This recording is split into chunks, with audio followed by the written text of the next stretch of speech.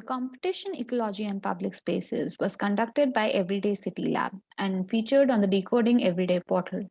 The aim of the competition was to capture the various perceptions of ecological elements in neighborhoods. The perception of the ecological elements vary depending upon the context, and hence the activities around them vary accordingly. Of the multiple entries that we received, 10 have been featured on the Decoding Everyday portal. We have here with us the winners to share their thoughts on this theme.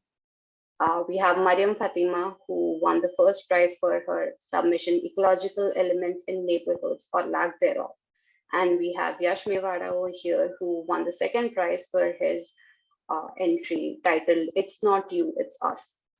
So just to begin with, can you please introduce yourself? Can we start with Mariam?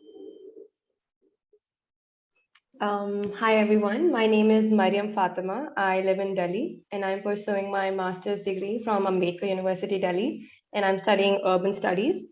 And the concept of becoming a citizen scientist was introduced to me during the degree. So that's why I was interested in, in like participating in this competition and in general too, like looking at the environment and everything. That's great to know. Can you please introduce yourself, Yash? Yeah, hi everyone. So this is Yash here. I'm basically from Surat and I'm pursuing my master's in design from Shrishti, Bangalore. And throughout my practice, I have been inclined towards themes of maybe sustainability or public spaces in a way. And coming through this, getting aware of this competition, sort of helped me, also document, how I see things around me, and which has been a practice since long. And just to get into a more formal way of presenting them, I just was interested in taking part in this event. Would you like to describe your entry to this competition? We can start with Mariam about your entry, ecological elements in neighborhoods or lack thereof. Yes, so I basically captured my neighborhood, and I live in Delhi, so like and specifically my area is like a concrete jungle. So like when this I came across this competition, and it asked about like what are the ecological elements in your neighborhood, and like what do you see on the road, and I'm like, I don't see any of this. So I was like, this is also but I am living in a city, and this is also important to know that there are like there is a multiple this all of the city might not have it, but I also realized that it takes a very little to create like a ecosystem or whatever.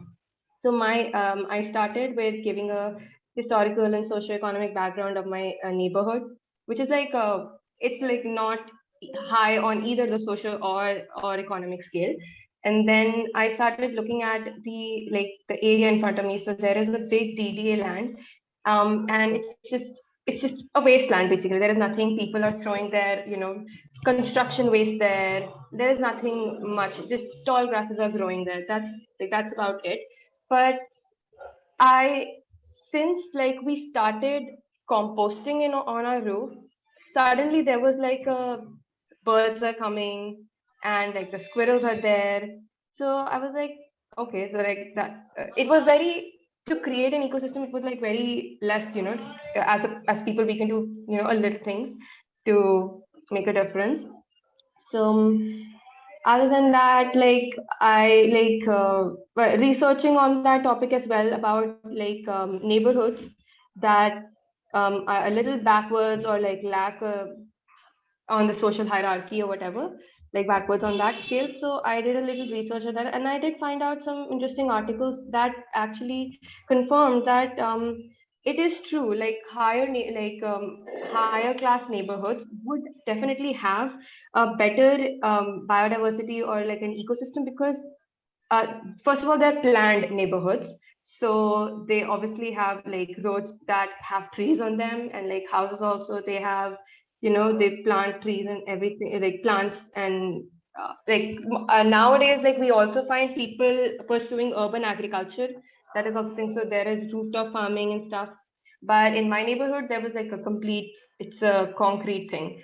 So that is what interested me. Also, there was this thing about how fauna in urban area, they find their way, they know they can live here, like they know how to live here.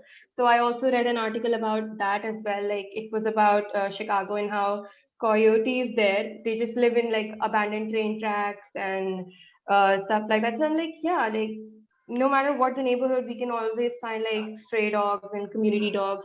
But then again, now that we're coming to the people living in the neighborhood, so they they lack the knowledge of like the environment in itself, like what the condition of the climate and ecological crisis. They are aware that they are not aware about that. And even if they, like people are like well off in the same neighborhood, they would not care about it. So first of all, there are people that their priority is to feed their families, because if they like they won't care about the environment if they don't have money to feed their families. So that was one of the things that I have really noticed, because people out there they're burning plastics and stuff like in front of like in my neighborhood only. So I'm like, so there is this part of the thing as well. And then I guess the obviously the people aspect, and also okay, so coming to the now actual ecological part, so I have noticed, like once in a while, I'll notice a different bird, like not the ones that like crows, pigeons, and sparrows are rare, but still like some hummingbird would come, or some kingfisher. I can see that like this is like sometimes very new, because usually I cannot find them anywhere. But also because the location of my neighborhood. So I live near the river Yamuna. So it should be very pretty, but like the entire river is just a mess. And the areas in front of it, they are like occupied by encroachers, let's say. And so it's like so there is this aspect to it as well about the neighborhood. Like I've read articles that say that encroachers are the ones that are polluting the river. First, it was just factories, releasing their effluents, like untreated effluents, to the river. But it's also like now it's also the encroachers' fault, because they don't have like a washroom, like they don't have a washroom facility, or like they just throw their garbage in the river. So this is also thing that, so there is a lot of stuff happening in my neighborhood. But I've seen that just the act of composting on our roofs has like changed like there, it has created a little ecosystem this way. So that is what interested me, and I wanted to capture that. Maybe not all neighborhoods might not have it, but you just do some small thing, and it could change, the landscape. Not exactly landscape, but a little bit of that. So that was what my video was about. It had like it looked into like multiple aspects of the in as in like the neighborhood, the social economic part of the neighborhood, and also the environmental part of the neighborhood. And mostly the people's response was like they would not care about the environment. So it's only very few, or like it's also the rich people. I'll say that it's the rich people who would, who can afford to create a water harvesting system, or like compost on a large scale or stuff like that. So they're the ones who would be able to do that. But it is also not the poor person's fault, because their priorities are something else. So that was my video was about. That was it. Thank you, Mariam. That was a great description. Thank you for sharing your thoughts. Let's move on to Yash. Can you please explain your entry to the competition, which was titled "It's Not You, It's Us"? Yeah. So just to start off with, I got this theme or the topic of the competition, and I was like, this is something that I usually do, and means it's my own personally, it's my own practice to get out there, even on a daily basis, and just if even if I don't have anything, I will just roam around and just see things. Uh, and I guess that's where that's when I've realized, through this practice of, spending time in the public space, I have observed these things, that I've captured. And what I initially thought of was I wanted to, make it a really obvious thing, that, it's not, uh, it should be stand out and all. But, once I got out and started documenting things, I observed that, it's not about, stand out things. It's about the things which are really in front of us, and we as normal citizens don't care about, like we just see them and we don't like notice them or observe them. That's what the difference I can take up. And like I like, if you say, just for an example, like I've showed a picture where, birds are sitting on the electric the lines on the streets, and it's something, that it's normal for us, but it's because of us that, they have no space to they have no trees to, make their homes, and just sit anywhere that they find. And so likewise observing things, like pedestrians feeding pigeons on the path is something, that's quite beautiful and, amazing to watch. But it's sort of also, if you see it critically, it's something, that tends to think about your own practices, about, how you as a citizen have affected their lives. And it was sort of a mixed feeling while documenting all these things, because I was seeing them, the relation between the human and the animal or the bird was something, that was really good, and sort of a beautiful moment to capture. But again, if you look at through critical eyes, it's something that, you have to start thinking of. So yeah, I just went out, like I didn't keep it like the competition in the back of my head. Head key, I have to like submit a really fantastic, piece of artifact. But I just went out, kept it natural, and just started looking things, around, and even going back to my own, picture that I've taken before, and not just for the own for this competition sake, and saw and found really connecting pictures, and started placing them out, and yeah, so these are some basic artifacts or outcomes that I've put in. Like maybe we all have seen, cows and all, stray dogs feeding on plastics on the footpaths, and maybe dogs spending their resting beneath the vehicles, and people using horses for uh, marriage purposes and stuff. So I just went out and saw these things, because of that, I have to now see it. That's something also that I've observed. If you have been given something, you start thinking of it. Or if it's not bothering you, you won't see it, like Miriam said.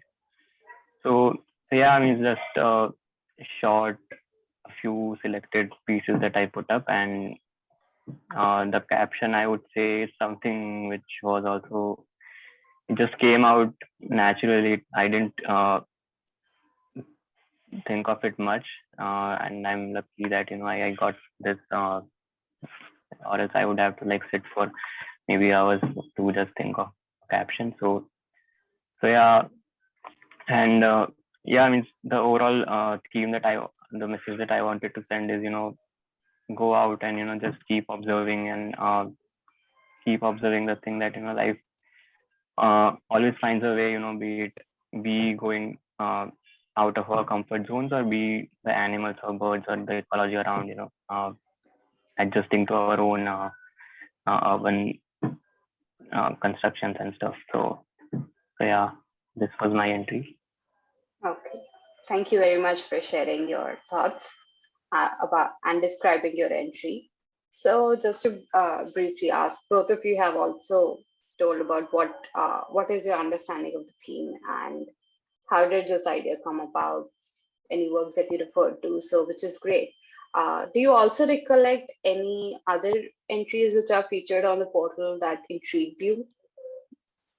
Mariam, can you taking that up? Yes, actually, the ones about the CBD in Bangalore, I think, the study of the loss of biodiversity. So, like, I'm like interested in like in-depth research and mapping, and the entry was like the maps really they were really interesting. Like because I study like GIS and stuff, so I like mapping as well. So that was like very I really like that very in-depth study of that area. So yeah, that was my I think that's my favorite one. Okay, that's great. And what about you, Yash? I was sort of more interested towards the Chabutra. I don't remember the name, but the ones where they were documenting how they feed birds. It's sort of I'm interested towards it because even as a designer, I have been thinking of outcomes outcomes at public spaces, which sort of is inclusive for both human and nature. And a theme of coexistence and sustainability is something that I'm directed towards. And these are, I guess, are connections or pathways, through which we can sort of create those connections, and like they are like the plug-in points. And these can be like brilliant interventions, if you say, in terms of creativity and how traditionally followed practices, and even in those smaller uh, interventions you can see like details about uh, craftsmen and artisans creating beautiful sculptures. And so yeah, I mean, I was interested about I like the submission. Okay, that's great to know. Thank you to both of you for sharing your thoughts. I think uh, for both your submissions, one of the common things that came about is the fact that we all see these things every day, yet they are hidden from us. And both of you were trying to capture that in your context and in your own way. So in Mariam's case, you said that you also noticed a change when you incorporated some activities into your life, like you said, composting, and you also included the point that the socioeconomic backgrounds are also linked with it. So there are some things that individuals can do themselves, but there are some things that the cities also need to provide, because that is the common ground, and that's where even other ecological elements can be taken care of. And similarly, in Yash, your case, you captured the different activities, the everyday practices that we have in streets and public spaces.